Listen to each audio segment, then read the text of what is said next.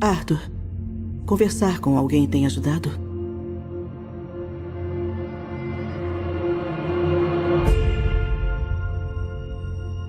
Minha mãe sempre diz: sorria, ponha um sorriso nessa cara. Ela disse que eu tinha um propósito: trazer risos e alegria para o mundo. Para!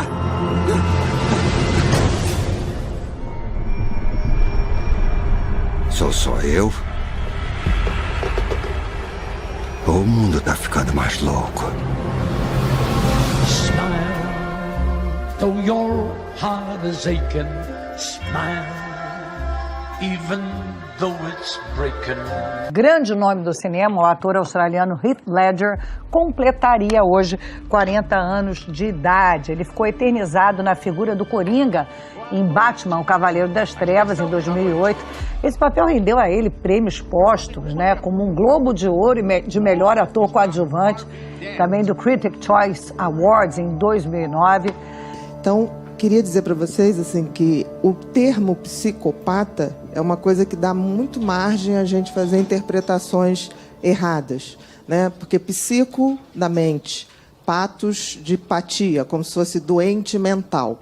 O que não é bem assim. A psicopatia, dentro da psiquiatria, ele se define bem a um transtorno de personalidade, né? E que se caracteriza por uma indiferença com o outro, com uma ausência de empatia, ou seja, uma incapacidade de ver o outro como alguém que merece respeito e se botar na posição do outro.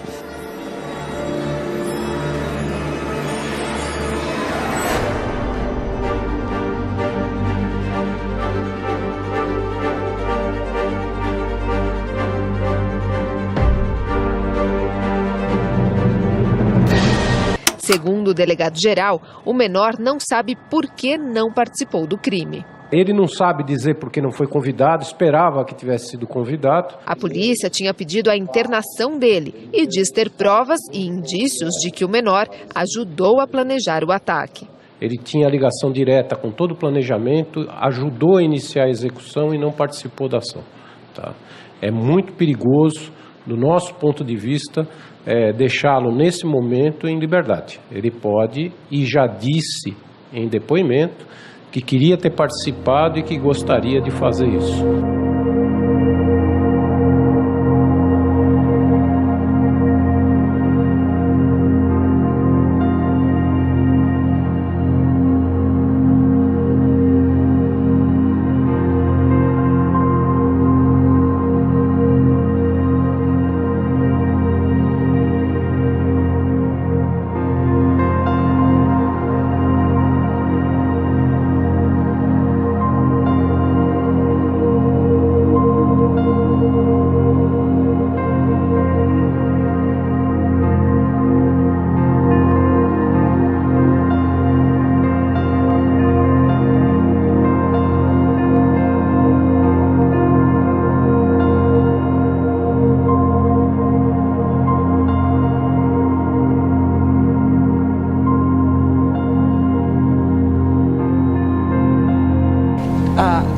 Eu acho que a melhor explicação, eu não consigo até hoje uma explicação diferente, melhor. De um lado tem a noite, do outro lado tem o dia e no meio a aurora. De um lado tem a doença mental, do outro lado a normalidade mental e entre a loucura e a normalidade tem a zona fronteiriça. Quem são os habitantes da zona fronteiriça? São os psicopatas, ou seja, não são nem loucos e nem normais. O louco, ele rompe com a realidade. O psicopata, esse que vive na zona fronteiriça, ele não rompe com a realidade. Ou seja, é inteligente, ele pode ser sedutor, enfim, não tem alucinações, não tem delírios. E ele, nesse estado dele, ele pode muito bem seduzir as pessoas. Agora você perguntaria, qual é a normalidade dele, então, para ser um habitante da zona fronteiriça? São valores éticos e morais reduzidos, às vezes até nulos, um defeito profundo na afetividade, eles não têm sentimento superior de piedade, de compaixão, de altruísmo, por isso que eles agem daquela forma, e um desejo deformado. Então, isso caracteriza esses fronteiriços psicopatas habitantes dessa zona entre a loucura e a normalidade mental.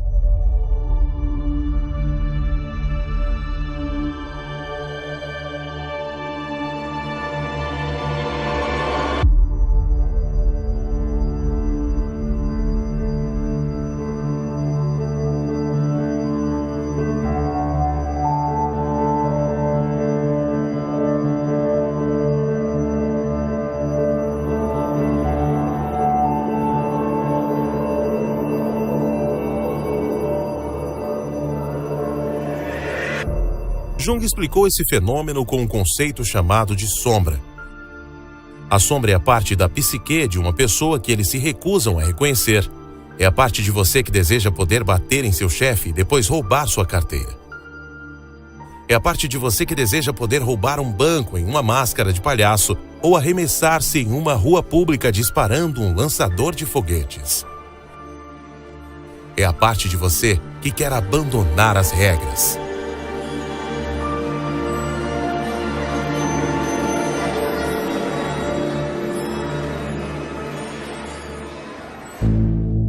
Três adolescentes foram apreendidos ontem à noite, depois de invadir uma escola. O Ministério Público ouviu agora à tarde os 3 adolescentes que invadiram uma escola estadual em Baú ontem à noite.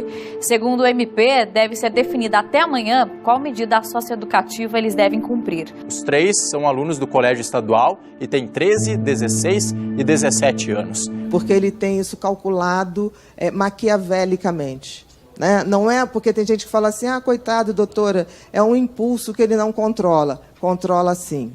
Controla sim e sabe na hora que pode descontrolar. A pergunta clássica, né? Você está arrependido do que fez? Não é? A pergunta clássica. Claro que estou. Estou há 3 meses preso, estão me chamando de monstro.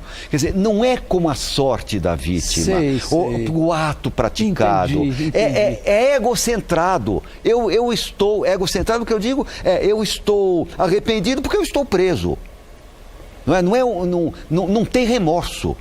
Então, por mais que a gente tenha dificuldade de entender por que as pessoas são assim, eu só posso dizer que o psicopata, ele é assim, ele funciona assim, e o grande prejudicado são uma minoria que acabam prejudicando muito. E se a gente entender que eles veem o outro como um objeto de poder, de status, de diversão, a gente vai entender diversos crimes, não só crimes graves de perversão, mas crimes graves também de corrupção. E não é à toa, e a gente vive uma sociedade que as pessoas estão com valores que valorizam muito os psicopatas, não há dúvida disso.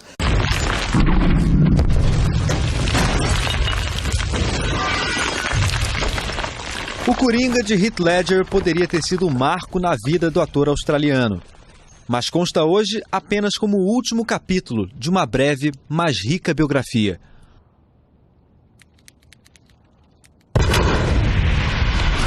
Foram mais de 20 filmes e séries de TV. A Academia reconheceu o talento que conseguiu emprestar o tom preciso de humor negro e de psicopatia para um dos maiores vilões de todos os tempos. O Oscar póstumo de ator coadjuvante pelo papel em Batman, o Cavaleiro das Trevas, de Christopher Nolan, veio exatamente 1 ano depois da morte prematura de Ledger, em 22 de janeiro de 2008. 5 meses antes da estreia, Ledger foi encontrado morto, aos 28 anos, no apartamento que vivia, em Nova York.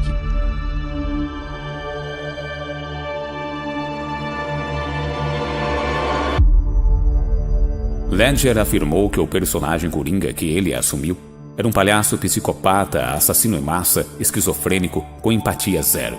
Ledger disse ao The New York Times que ele teve problemas para dormir enquanto personificava o Coringa. e que, na semana passada, eu provavelmente dormi uma média de 2 horas por noite.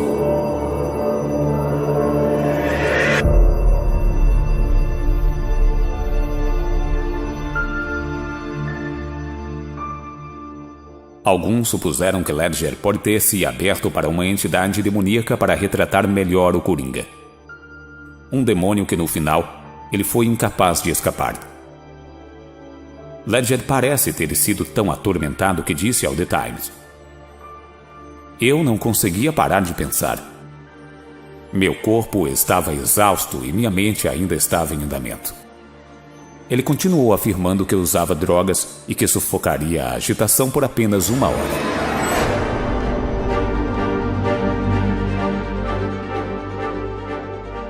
Durante as filmagens de Batman, Ledger sofria de forte insônia. Dormia em média 2 horas por noite. É de conhecimento público que o processo de composição do personagem o desgastou. Outro célebre coringa, Jack Nicholson, quando soube da morte de Ledger, declarou à imprensa: "Eu o avisei." It's really fun to look at these old pictures once you kind of know what they mean. You know, at least that's what I've discovered, is that once I kind of understand the underlying rationale for, I mean, someone worked hard on that. That's an engraving, right? They took a long time making that picture. They're serious about it. And when you understand what it means, you know, all those people, they're prostrate at the revelation of the law. It's like, well, no wonder. It's like, break the law and see what happens. Break the universal moral law, man, and see what happens. You know, I see people in that situation, well, as you all do all the time, perhaps me more than you because I'm a clinical psychologist, you know, and if the people I'm seeing haven't broken the universal law, then you can bloody well be sure that people around them have. It's no joke. Like, you make a mistake and things will go seriously wrong for you. And so it's no wonder that you'd be terrified at the revelation of the structure that governs our being. One of the things that's so remarkable about the Old Testament, this is another thing Nietzsche commented on. He was a real admirer of the Old Testament, not so much of the New Testament. He thought it was a sin for Europe to have glued the New Testament onto the Old Testament, because he thought the Old Testament was a really accurate representation of the phenomenology of being. It's like, stay awake, speak properly, be honest, or watch the hell out, because things will come your way that you just do not want to see at all. And it might not just be you, it might be everyone you know and everything about your culture that is demolished for generation after generation. It's like, stay awake and be careful. And I think that people only don't believe that when they're being hubristic. And I think that most people know that deep in their hearts. You know, when you get high on your horse, that happens fairly often. If you have any sense, you think, geez, I better be careful and tap myself down a fair bit, because if I get too puffed up, man, something's going to come along and take me out at the knees. And everyone knows that. Pride comes before a fall. It's like, if you have any, that's why it says in the Old Testament that fear of God is the beginning of wisdom. It's like, I've never, in all my years as a clinical psychologist, and this is something that really does terrify me, I have never seen anyone ever get away with anything at all, even once. You know, there's that old idea that God has a book, you know, and keeps track of everything in heaven. It's like, okay, you know, maybe it's not a book. Fine. But that is a really useful thing to think about, because, well, and maybe you disagree. Maybe you think people get away with things all the time. I tell you, I've never seen it. What I see instead is that thing happens, right? Someone twists the fabric of reality. And they do it successfully because it doesn't snap back at them that moment. And then like 2 years later, something unravels. And they get walloped and they think, oh my God, that's so unfair. And then we track it. It's like, well, what happened before that? This. Well, and then what? This. And then what? This. And then what? Oh, this. Oh, that's where it went wrong. It's, yeah, because you can't twist the fabric of reality without having it snap back. It doesn't work that way, and why would it? Because what are you going to do? Twist the fabric of reality? I don't think so. I think it's bigger than you. You know, and I think that one of the things that really tempts people is the idea that, well, I can get away with it. It's like, yeah, you try. You see how well that works. It's like you get away with nothing. And that is the beginning of wisdom. And it's something that deeply terrifies me. And, you know, ever since last September, when I've came to more like broader public attention, one of the things, I've been terrified of making a mistake because I certainly know I'm more than capable of making a mistake. And thank God so far, either I haven't made one or no one's found out about it. So, but it's like, you know, we walk on a very thin and narrow edge. And we're very lucky when things aren't degenerating into chaos around us or rapidly moving to far too much order. And it's not an easy thing to stay on that line. And you can tell when you're on that line because the things are deeply meaningful and engaging when you're on that line. But if you're not existentially terrified about the consequences of wavering off that, then you are truly not awake. So, and that's what I see in this picture. You know, it's like, look out, man. Because there are rules. And if you break them, God help you.